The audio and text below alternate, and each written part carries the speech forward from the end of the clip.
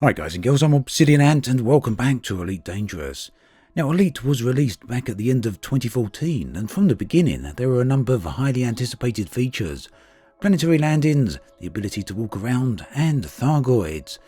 3.5 years later and we have two of those things, and yet if a player were to look around at the game right now, they might be forgiven for not even noticing one of them. In short, aliens are indeed present within Elite, but their presence isn't widely felt. But why is this? Well, there are a number of reasons for this, and I'll break them down into the following main areas: pacing of the story, implementation of the content, as well as player investment. Now I'll go into detail on each of these in just a moment, but in short, currently the Thargoids don't really have a wide-reaching impact on the game, and this can tend to leave players with a sense of not really caring. So let's start with pacing.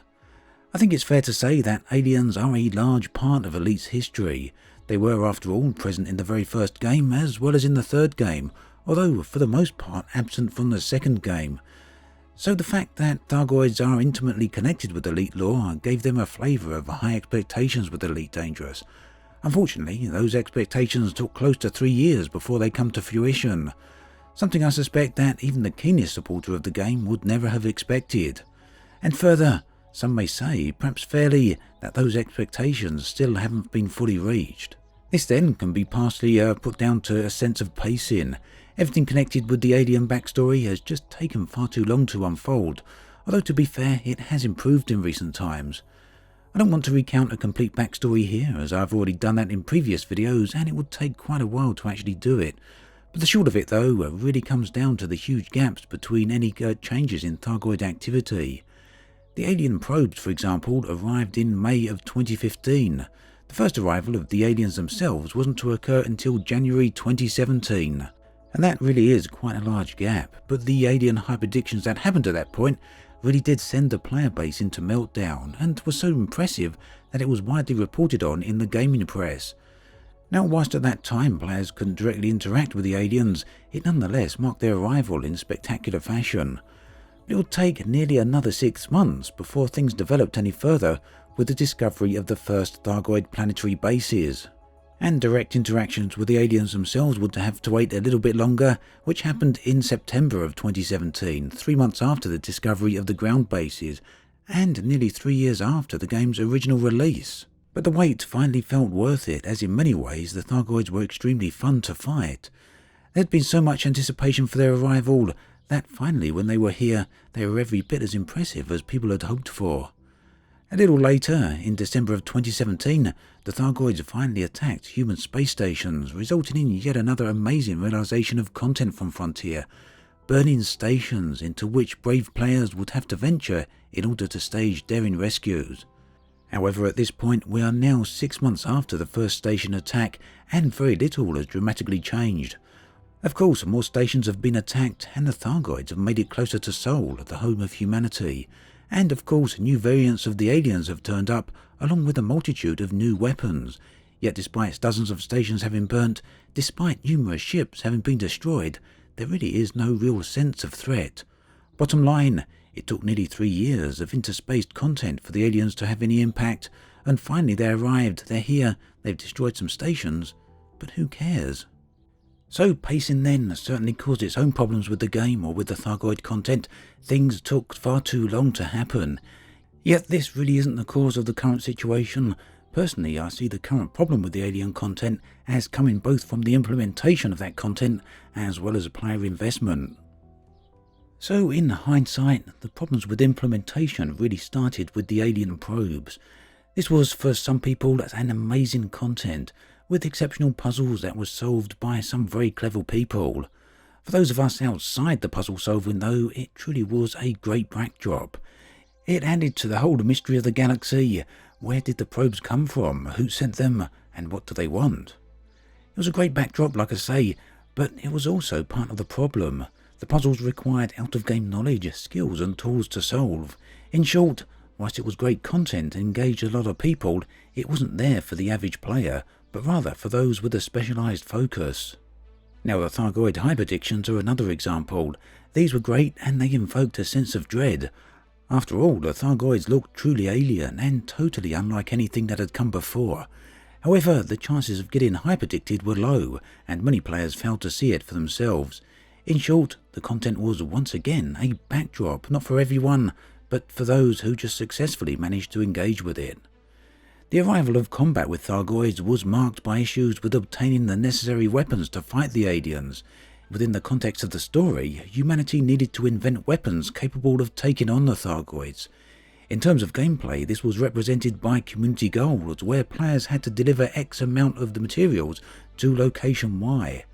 Initially, this was fine, but as more and more weapons came online, it became a hurdle that players just didn't want to get involved in. There was no investment, no reason for the player to care. It all became very clinical. This was the exact same problem that would eventually mar the damaged space stations. Fantastically realised and truly amazing sights, with involving gameplay that drew the player into a dangerous location. However, repairing the stations involved moving X material to location Y again. And the sheer variety and number of these materials was truly preposterous. This resulted in the player base simply not bothering to repair the stations, and to this day there are a huge number of stations still offline and only a few repaired. Eventually, Frontier did reduce the requirements to get these stations repaired and back online, but even still the vast majority of the stations have still not been repaired. To be fair though, the damaged stations are content that is enjoyed by quite a few people. Operation IDA, as well as a number of other groups and many individuals, have done a fantastic job of bringing stations back online. Also, both the station, the Oracle, as well as Obsidian Orbital were repaired very quickly. Yet, in the wider sense of things, in the wider sense of the player base, people are simply not bothering. They don't have an invested reason to assist with the problems. Bottom line, the aliens have arrived. They have had an impact, but, again, who cares? So here we are, both with the pacing of the story somewhat off, as well as the whole multitude of factors with the design and implementation that really do lead us to question the amount of player investment in the game. Players really do have no reason to care about the Thargoids. Now, player investment overall can come from many different factors, and I'll go into just two of them that would probably help out or affect at least what's going on with the Thargoid. One of those is reward, and the other is the effect upon the environment. It's a simple equation: offer a decent reward, whether it's credits or otherwise, and players will engage with the content.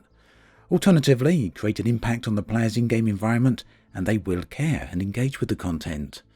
Unfortunately, the Thargoids really do neither of these things. The thing is, most of this could be fixed without dramatically altering the game. Here's some very quick fire suggestions. Players clearly enjoy rewards. Increase the payout from Thargoids. Currently it's far too low. There's an immense sense of risk in taking on a Thargoid. There's immense satisfaction for destroying one. However, there's a low reward which undermines all of this. So give a higher incentive in terms of credit rewards, or perhaps even offer a new elite ranking of Alien Hunter. Now, another option is to reward players for repairing a station. This could be a cosmetic reward, a title, or just credits. After all, players need a reason to be invested. Yes, it's mercenary for sure, but this is a game after all. Now secondly, engage the environment. Now, damaged stations are great, but they're not enough. When a station is burning inside a star system, it's still business as usual elsewhere. There's no sense of threat within that star system and no danger. There's no reason to care, as a damaged station doesn't actually change anything. Why not change the system state? Stop the weddings, increase military presence. Further, why not have stations with alert lights inside of them? One's very similar to these stations that are damaged. Better still, why not have a new amber or yellow alert lights inside stations that are not under direct attack themselves, but are inside threatened systems? Additionally, whilst we can see damaged stations and stations under repair on the galaxy map, we cannot see the current location of Thargoid activity. Show people where to go. It will help. Lastly, the arrival of the Pilots Federation megaship is a nice touch, along with the Thargoid missions that accompany it. But once again, are the rewards high enough? These aren't regular missions after all. They're not there to deliver goods or assassinate a pirate. These are missions to save humanity from an alien threat. Again, people are mercenary. It doesn't mean they're mercenary in real life, but it does mean they were playing a game here, and with games they like to be rewarded. So combine these changes in environment with rewards, and to me this is a winning formula. Frontier have, after all, done all the heavy work. They've done the difficult part in creating such amazing assets and having created the implemented game loops. It seems then that unfortunately they stumbled time and again at the same hurdles. Give the players a reason to get invested, and they will come. As always, thanks for watching, and I'll catch you guys and girls next time.